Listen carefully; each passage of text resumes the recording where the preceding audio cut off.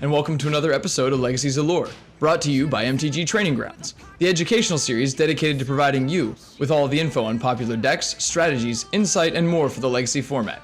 I'm your host, Zachary Cook. Today's episode promises to polarize the masses as we investigate Legacy's newest top contender, Eldrazi Stompy. Love it or hate it, this deck is the real deal, and even though it has taken a blow in Modern, bans are pretty rare in Legacy. So, it is the format above all others where you must prove your right to compete, and dominance is rarely unbreakable. Joining us today is one of the deck's premier pilots, who took it all the way to a top 8 finish at the most recent Star City Games Legacy Open in Philadelphia. He's a rising star on the Star City Games tour, and has a solid resume including several Star City Games Premier IQ top 8s, 3 Star City Game Open top 8s, one of which resulted in a win, 1 Star City Game State Championship top 8, 1 Star City Game Invitational top 16, and 2 Magic the Gathering Grand Prix top 32 finishes. Ladies and gentlemen, I'm excited to present to you today's guest, Harlan Firer. Harlan, welcome to Legacy's Allure. Thanks, Zach. Glad to be here. All right, so I spilled the beans already. We're talking about the new Eldrazi Stompy deck, and even since in the time frame since when I first asked you to come on here and do the podcast, the deck has really thrown up a bunch of other results. It seems to be everywhere. Anytime there's a Legacy event, there's the new beast in town just seems to be dominating, right? Oh yeah. So let's take a second. Why don't you tell us what is Eldrazi Stompy? Explain how the deck works, kind of, and like what its a philosophy or its approach to Legacy is. Yeah, so a lot of people compare it to like a mud deck, which is kind of accurate because of the hate that we play with like thorns and spheres and chalices, but it's much more of like an aggressive, low to the ground attack you deck that just plays those as its disruption, like Delver decks play Daze and Force of Will. Is a much more similar comparison. Okay, so in Legacy then, what does the Eldrazi deck look like? Like what are the most important or the key spells, and why are they so important to the deck? The most important card is definitely Thought-Knot Seer. It bridges the gap between pressuring them and disrupting them. It doesn't die to Lightning Bolt or Abrupt Decay. The most important threats after that are Reality Smasher, because it's your biggest pressure. It's one of your best ways to beat Tarmogoyf. And then Eldrazi Mimic is what actually lets you be an aggressive deck, and not just a mid-rangey, clunky pile.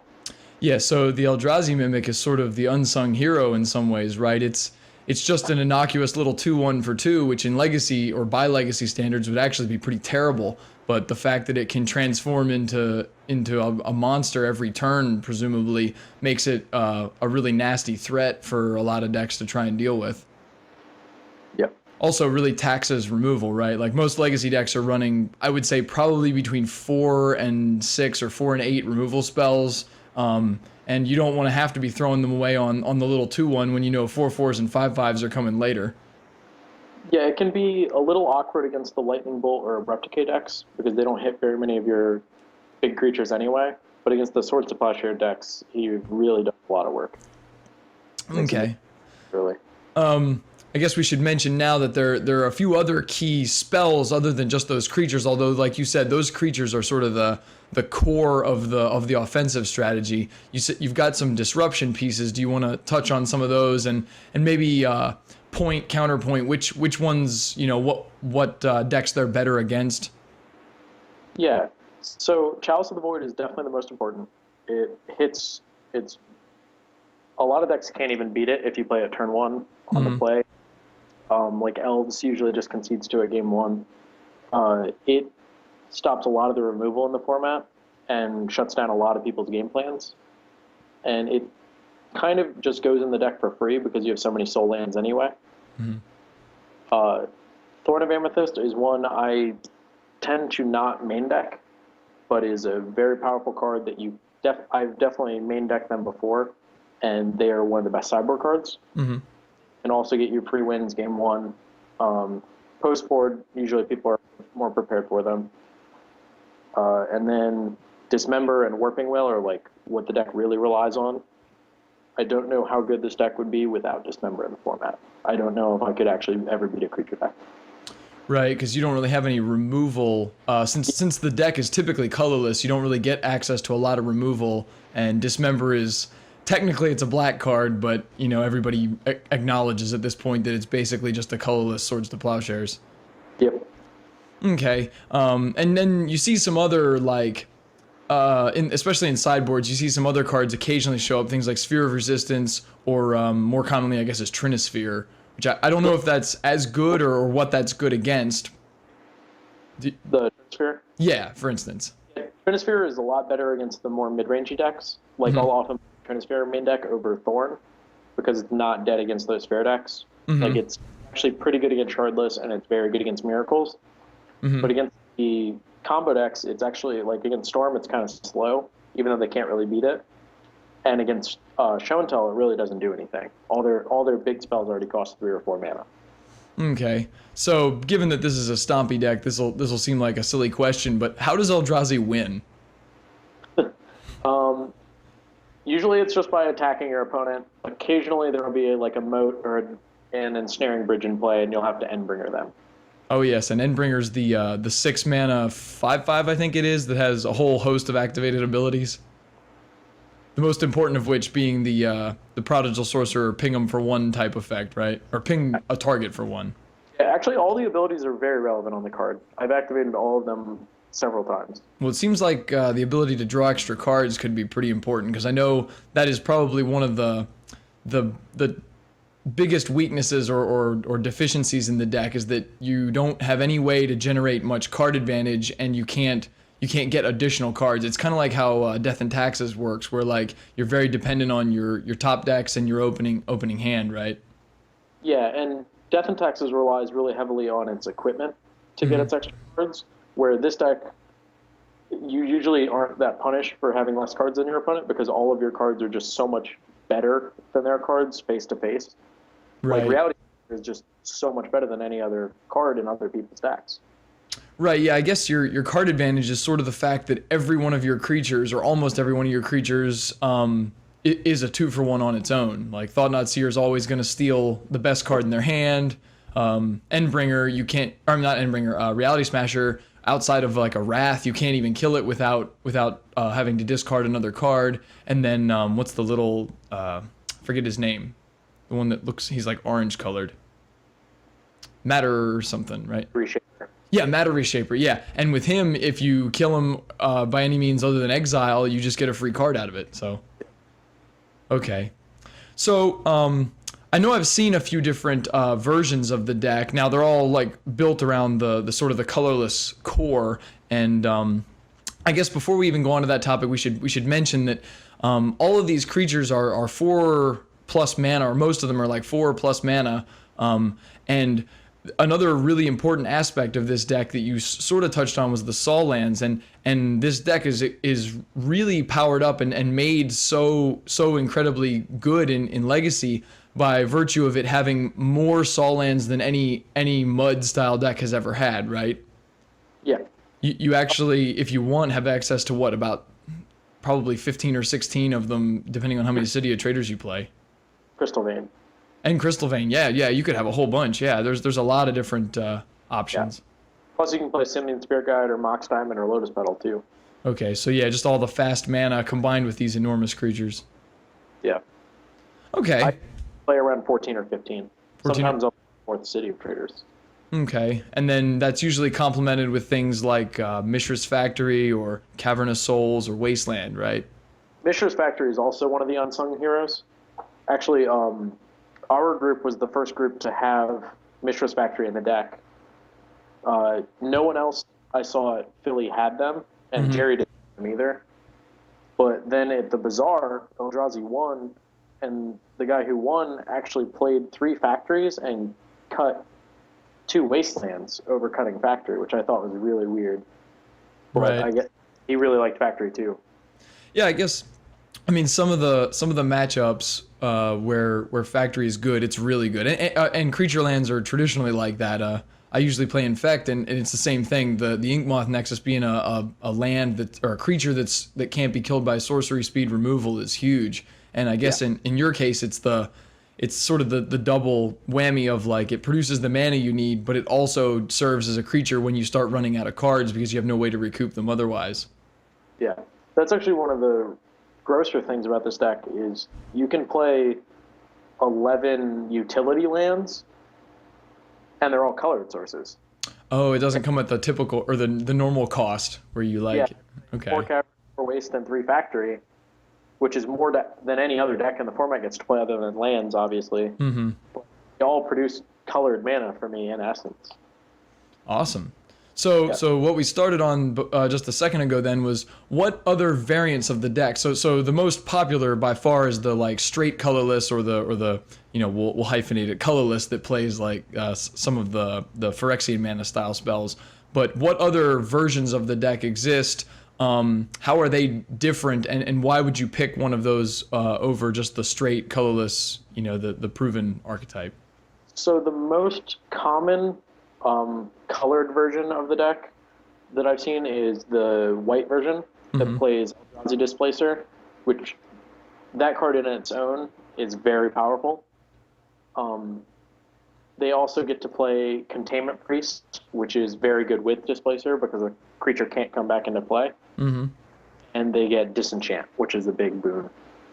A lot of enchantments are very problematic for you. Some artifacts are too. Mm-hmm. Okay. Go ahead. They kind of get splash for free off Caracas, which is cool. Oh, right. And I know I've seen that in some of the colorless versions as well, where they'll throw in like an Urborg or a Caracas just as like another utility land. Because, obviously there could be a few times where not being able to produce the actual colorless mana could be a problem. But that seems like, especially if you're only throwing 1 or 2 of those in, you're not taking too huge of a risk. Yeah, Urborg is great with Ayavugan because it makes Eye effectively a Mishra's Workshop where it taps for a black and produces 2 for the Eldrazi. Mm-hmm. The problem with it is you can't actually, because Urborg and Ayavugan basically generate 4 mana, but you can't actually cast Thought-Knot Seer off that 4 mana. Right. Because you actually have a colorless mana. And anytime you don't have Eye, Urborg's pretty much just the worst land in your deck. Right.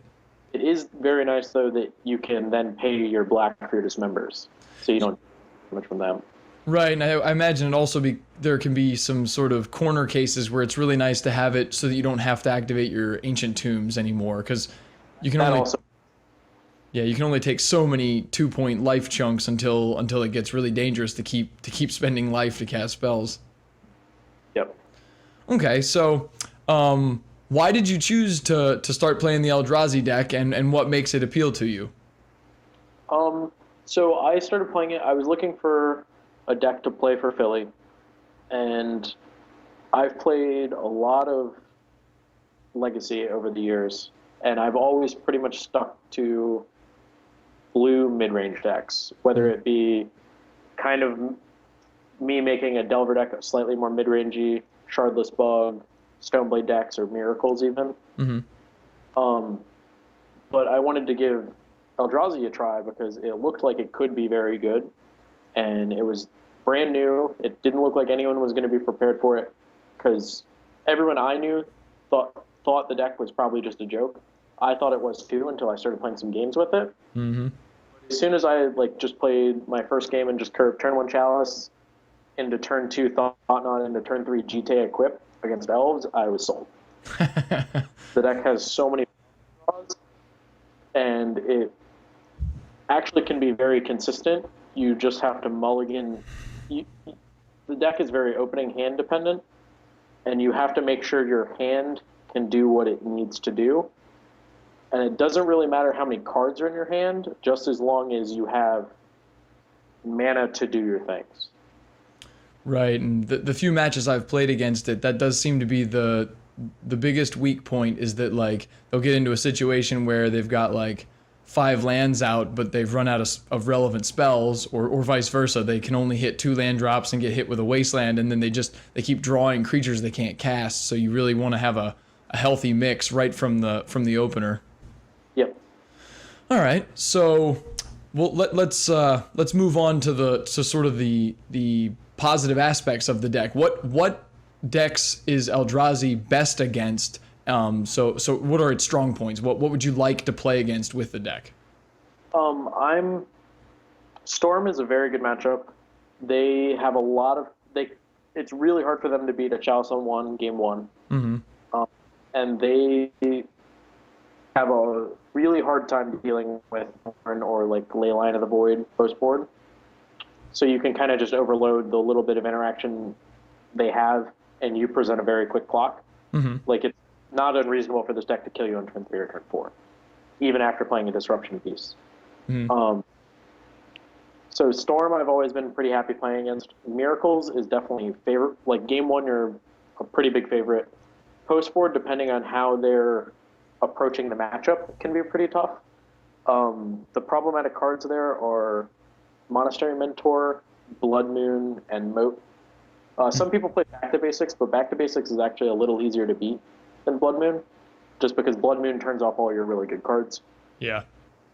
Because even though the Eldrazi are colorless, you actually have to have a colorless mana. All mountains can't cast Reality Smasher, sadly. Yeah, so for the listeners, the reason Blood Moon's so good is that most of the colorless Eldrazi creatures actually require the new diamond-shaped colorless mana, and under a Blood Moon, when all of your non-basics turn into mountains, they can't actually produce colors, they can only produce red, so you can no longer actually pay the required mana cost, and most of your spells become uncastable because you have no, a waste, or a lot of the decks don't have a waste even to back up to continue casting spells, so you just sort of get locked out of your best creatures. Yeah, you pretty much just have to have an endless one. Yeah. Okay. How about decks like the Delver decks? I know they're pretty heavy on 1 mana spells, so it seems like Chalice would be strong against them. Rug Delver, I feel like I'm a slight favorite against. All the Delver matchups are pretty close. They can always just Wasteland daze you out of the game. Mm-hmm. It's always going to be good against you. If you're playing Delver, you should never take out any number of dazes, because it will always hit one of my spells no matter what in a game. Like, sure, I have Cavern and I have a lot of mana, but between Wastelands being exchanged, the sheer mana cost of my cards, eventually I'm going to cast 2 Eldrazi in a turn and only have 1 Cavern. Right. Or cast a removal spell on your turn after casting an Eldrazi. Daze is always going to be good against me. But Rug, I think I'm a slight favorite against. Their Tarmogoyfs aren't that big. Nimble Mongoose is pretty irrelevant. It's just a 3/3 when my deck is full of 4/4s. And they get hurt by Chalice more than any other Delver deck. Mm-hmm. Grixis, I've found, is just a dead 50-50 matchup. Being on the play is huge, and usually if I get one game where I just Chalice them out, I usually just win the match. Because it'll be 3 close games. If you get a free one with Chalice, you usually split the close games after that. Mm-hmm. Bug Delver, I think I'm a little behind. Yeah, it seems like decks with Abrupt Decay definitely get an advantage over those that don't have it, just because they've got a main deck answer for Chalice. And their Tarmogoyfs will most likely be a 5/6, which is actually bigger than the creatures in my deck, other than Endless One, if I cast it for 6. So. Okay. So it sounds like the strong matchups are the combo and sort of the decks that are really, really reliant on their 1 mana spells. Like you said, Miracles can be strong game 1 because Sensei's Top is such an important piece, and actually they're sort of cut off from their classic defense of Counterbalance too, because all your spells cost way more than the majority of the CMCs in their deck. If those are the strong matchups, then what are the bad matchups for Eldrazi? Where are its weaknesses and what doesn't it want to see? Painter is a nightmare matchup. Their game plan is to try and play Blood Moon on turn 1. Yeah. We don't have any basics. Yep, that seems bad. Which actually turns off your Eye of Ugins. They don't make any mana, and Eldrazi Temple can only produce 1 with the Painter in play, because it makes all the spells colored, and Temple and Eye only make mana for colorless spells. Right, so a quick explanation there. So we went over the Painter Stone archetype before, so we've seen Painter Servant, but if you'll remember, Painter Servant, when you cast it, you choose a color. When it enters the battlefield, you choose a color, and then all spells, both the permanents on the battlefield and the cards in your hand and in your library, are now the color that was chosen. So the colorless Eldrazi are no longer colorless; they are the color that Painter has made them, and therefore Eye of Ugin, which says all colorless Eldrazi spells cost 2 less. It is ineffective. It does nothing because now they're whatever color, typically blue. Eldrazi, so they don't actually get the bonus, and Eye of Ugin basically becomes a wasted land. Yep.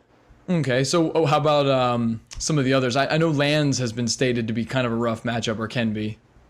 People have always cried, like Eldrazi players are always like, well, the lands matchup's really tricky, and lands players are always like, well, Eldrazi's pretty easy. My list is actually 7-0 in competitive matches against lands. I think a large portion of that is due to Phyrexian Metamorph. Mm-hmm. So game one, or just in general, they'll make their Merit Lage on their turn to play around my Wasteland if I'm sandbagging one. And then, so they just pass with the token in play, and then if I Metamorph it, they actually can't get rid of my Merit Lage. Okay. Game one. The only way they can get rid of it game two is if they board it in their Karakas, which actually can only hit my Metamorph if it copies Merit Lage. Right. So eventually I build up a board and alpha strike them to death. Okay. Merit Lages will just bounce off each other. I was gonna say, what about I know sometimes the loam or the loam strategies, especially lands, will try and force into the wasteland lock, and I know, and the deck doesn't have any basics, so it seems like you'd be somewhat susceptible to that. I can definitely be susceptible if they have like a Maze of Ith in play. If they can get their game plan going while also wastelanding me, and I don't get enough pressure in play, definitely get me that way. But usually I can play a threat every turn or get early pressure in, and then them wasting me every turn isn't that bad because I'm clocking them. Okay. And if they're their time to do that, they're just going to fall behind. All right, so they would need like Maze of Ith or Tabernacle and Wastelands to keep your creatures suppressed. Even that great against me because I have City of Traders and Ancient Tomb, which pay for 2 creatures. Right. And Rashadan Port actually doesn't do anything against Eye of Ugin, which has come up a lot, where I'll just play Eye of Ugin in the face of their Rashadan Port. Mm-hmm. And even tapping it doesn't do anything, so I just get that 2 mana on my turn anyway. It's like a Rashadan Port proof land. Okay. And then post-board Leyline is almost a free win against them every time. Right, yeah, they're so dependent on their graveyard. Up in the game, because they can't lock you with Wasteland, and it's really hard for them to assemble a combo under pressure if they can't take you off mana. Okay. What about some of the blade style decks like Death and Taxes or Esper Stoneblade? I know Batterskull has been cited as another decent answer to some of the threats. Yeah, Batterskull's good. I actually have never played against a Stoneblade deck. I think they're pretty much dead out of the format at this point. Yeah. Between the Shardless Bug decks being very good against them and Miracles having Monastery Mentor, those decks really just can't keep up with Mentor plus Countertop, it seems like. Mm-hmm. But Death and Taxes is, I think, ahead in the matchup against me. I've beaten it the few times I've played against it, but they're always very close games, and it comes down to some really crucial turns. Yeah, I think the fact that Death and Taxes has so many like little utility pieces that a good player will be able to find sort of the cracks or the chinks in the armor and exploit it. I know I've played some Death and Taxes against Eldrazi, and I know one of the really important things is Flicker Wisp, being able to reset your Chalice and then also just effectively kill Endless Ones. Yeah, it kills Endless One. It also is a huge threat. Yeah. It's a Delver. It's just a 3-power flyer that I can't block. Right, yeah, so you strap a sword to him and just go to town. Yeah, exactly. I'm just dead at that point. Okay. So let's say we're in one of these matchups where we're sort of the underdog, right? We're the Delver deck or we're Miracles. What are good sideboard cards to bring in against Eldrazi? Like, how do you fight back against it effectively? And obviously you could have like Artifact Hate or something, but sometimes you need something that's a little more effective than just a Crossing Grip, because that's pretty slow against the Chalice, and you might just be dead by then. Engineered Explosives is a very good card against me. It seems good. Well, it's great against Chalice because you can play it for 0 and then crack it. Mm-hmm. It also is Endless One when it's on 0. Mm-hmm. Even if I play him for 6 or whatever. Baleful Strix is very good against me. And obviously Blood Moon and the Hateful Enchantments are very good. Seal of Primordium is really good if you're a Tarmogoyf deck, because it's a 2-mana disenchant that'll kill Chalice on 1, and it's an enchantment to make our Goyf bigger than my guys. Right, I know that's one of the key aspects to the decks that are playing green and therefore playing Tarmogoyf is that you have to as quickly as you can get the Tarmogoyf up to a 5/6. So the traditional 4/5 Goyf isn't big enough because Reality Smasher is a 5/5. But if you can get an enchantment or an artifact or a planeswalker or whatever into your graveyard, then suddenly Tarmogoyf outsizes pretty much everything but Endless One, and then you have a lot of time to sort of recoup. Yep. Now, obviously, nobody's going to be boarding Tarmogoyfs, or I've never seen someone do that. But like you said, Seal of Primordium being an enchantment instead of just another instant in your pile would be a good hedge in case you're expecting a lot of Eldrazi. Yep. And then for decks like Elves, and actually Infect, like you play, Meekstone is actually a really good sideboard card. That's the one that big creatures don't untap, right? Yeah, it's 1-mana artifact. Creatures with power 3 or greater don't untap. Okay. So your guys, after the attack... Guy. Oh, pardon? I only get 1 attack with each guy, basically. Okay, yeah, so against a lot of decks, then you'd have to draw, like... It becomes more like Burn, where you have to draw, like, 6 or 7 creatures before you actually can assemble a kill. Yep. Which against Infect and Elves, there's no way I'm reasonably going to do that before you kill me. I'll have to remember that. I haven't considered Meekstone. I've mostly just been trying to, like, outpace them. Pardon? It's really good in your deck because none of your guys are even big enough to get tapped by it. Yeah, they're so little. Okay, so assuming people have these kind of hate cards, what does Eldrazi do to fight back against the hate? I mean, a card like Blood Moon is so devastating, or like I know you said Moat is another common one. Does Eldrazi have the anti-hate, or does it just try to power through it? So thankfully those spells cost 3 and 4 mana, and Thought-Knot Seer is a turn 2 play, effectively, so you can just use it out of their hand with Thought-Knot. Otherwise, the only realistically two cards you could play to deal with them are Ratchet Bomb and Powder Keg, which are both very slow.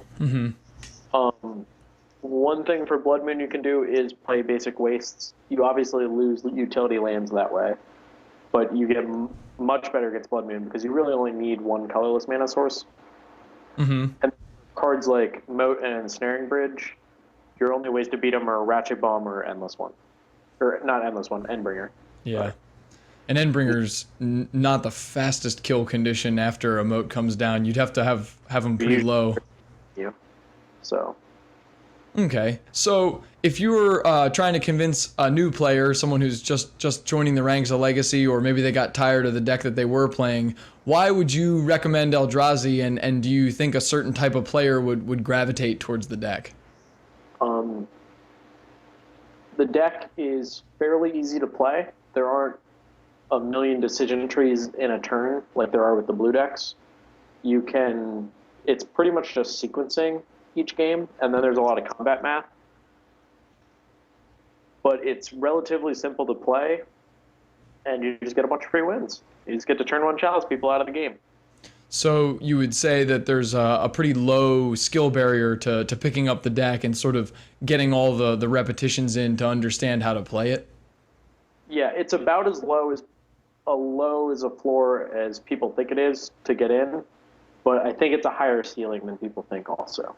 Yeah, and I mean that's just pretty common in Legacy. Like most of the decks, even the simple ones, are much more difficult to play well than they look like at first glance.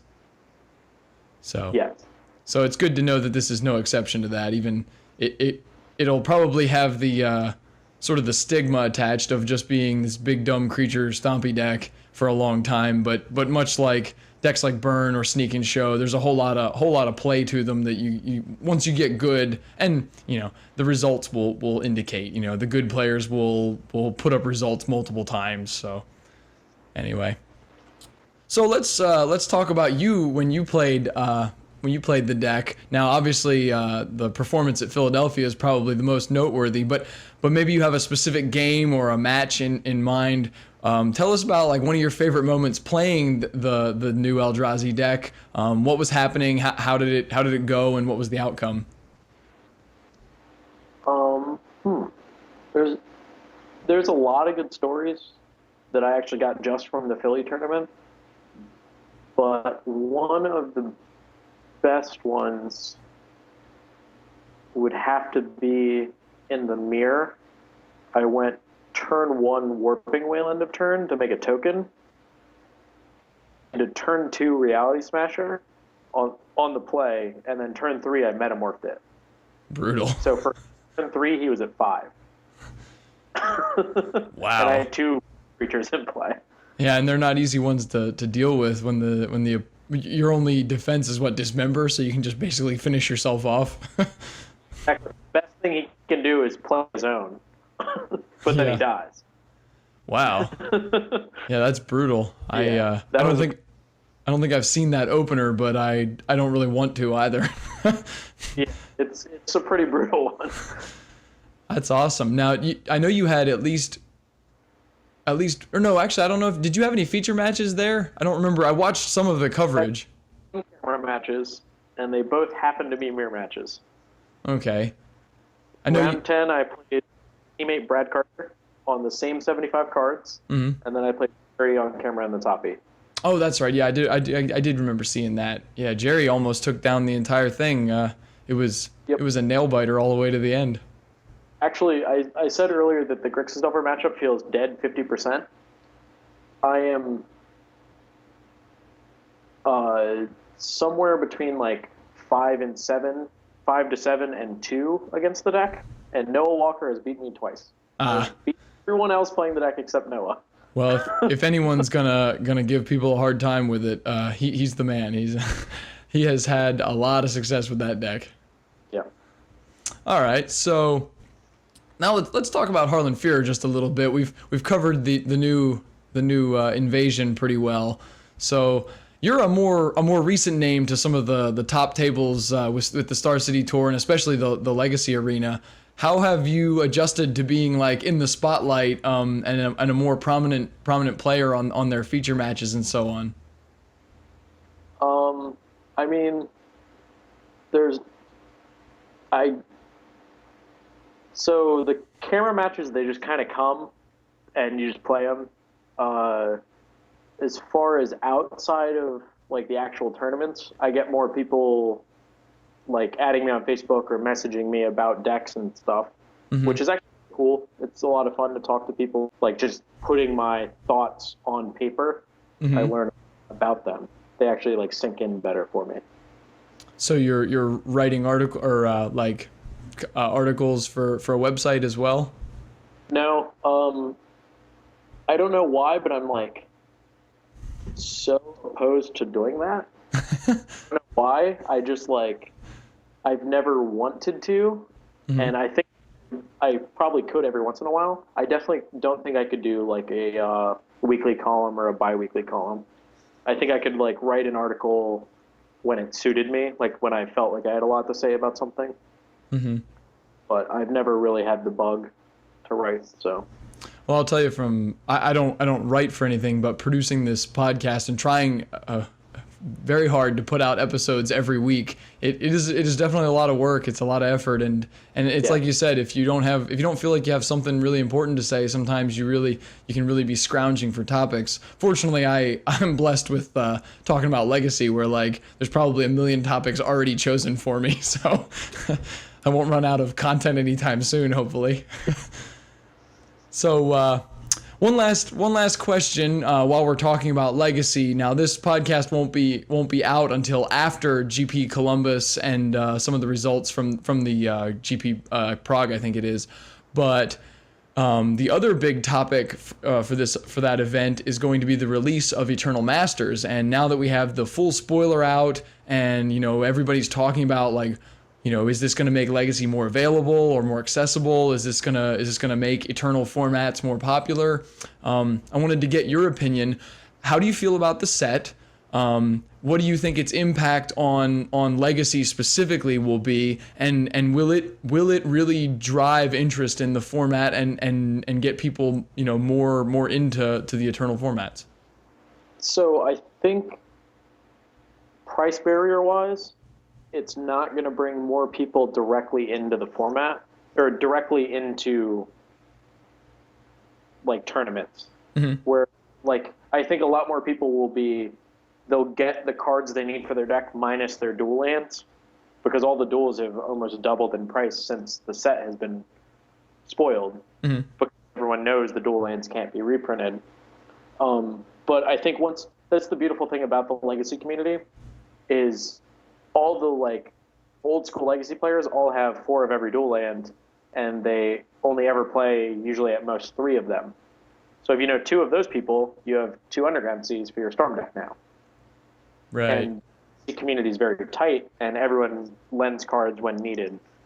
So yeah, I think people in building their decks, and then they'll just have to borrow the last couple pieces until they buy them. I think overall, though, it'll be good for it. Yeah, I tend to agree. Like I was really impressed with the cards they chose to reprint. Like there's some real like knockouts in there, like Sneak Attack and some of the other like sort of key spells or key you know, like the sort of the linchpin pieces of Legacy decks. And like you said, it'll just be some of the lands or the other like reserve list cards like Lion's Eye Diamond maybe that has to be borrowed. Yeah, and they've gotten expensive. Yeah. But other than that, and like you said, you can't play. Actually, most decks they only run like a very small handful. Maybe like I would say at worst probably is like a deck like maybe Shardless Bug where they're running like up close to 8 reserve list cards. But other than that, everything else can and has been reprinted at this point pretty much. So assembling all but your lands should be relatively easy for most people, and I think that alone should generate the kind of interest we're hoping for. I think it's funny that we've now started referring to Legacy decks like we do Vintage decks, where they have X reserved cards in them, like they have X restricted cards in them. That's a good point, actually. And I mean, in a lot of ways, that's what defines Vintage too, right? It's like right? how many cards do I have to buy that cost greater than $600? Yeah. It'll soon be that with Legacy. It'll be how many of these cards are on the reserve list and therefore cost greater than $150. Exactly. Yeah. Well, the one card I'm sad they didn't put in, which makes total sense that they didn't, but I think was a mistake on their part, was they printed Rishadan as a Judge promo instead of putting it in Eternal Masters.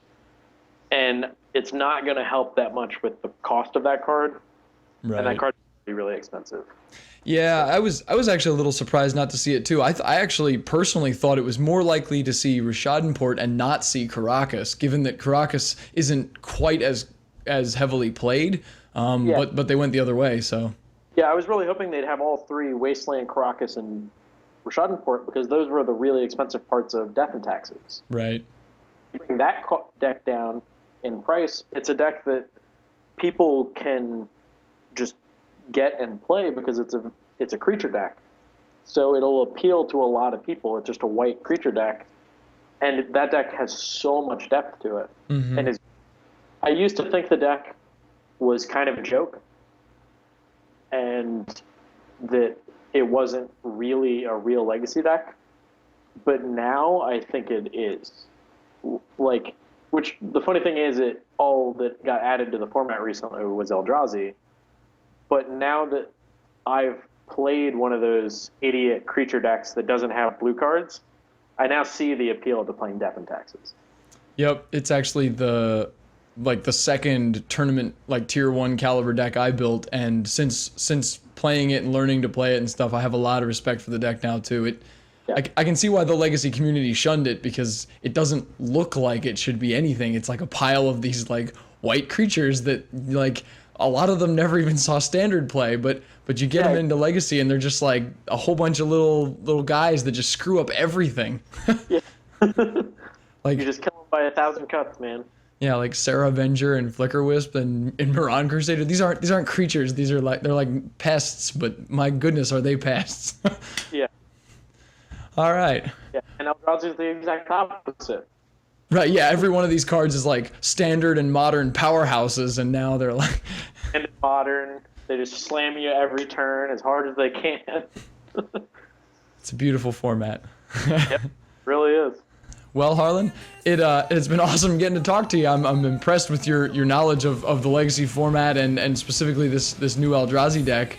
Thanks for taking the time to talk to us and explaining the newest top contender to the format. Yeah, man. Thanks for having me. All right. And thank you to all of our listeners and viewers. It has been my pleasure to bring you this episode of Legacy's Allure. If you like what you heard today, please subscribe and feel free to leave us comments on our YouTube page. Or you can message me directly at mtgtraininggrounds@gmail.com. Like us on Facebook at the user MTG Training Grounds, or follow us on Twitter at @MTG_TRGrounds. I'm Zachary Cuck. Thank you for joining.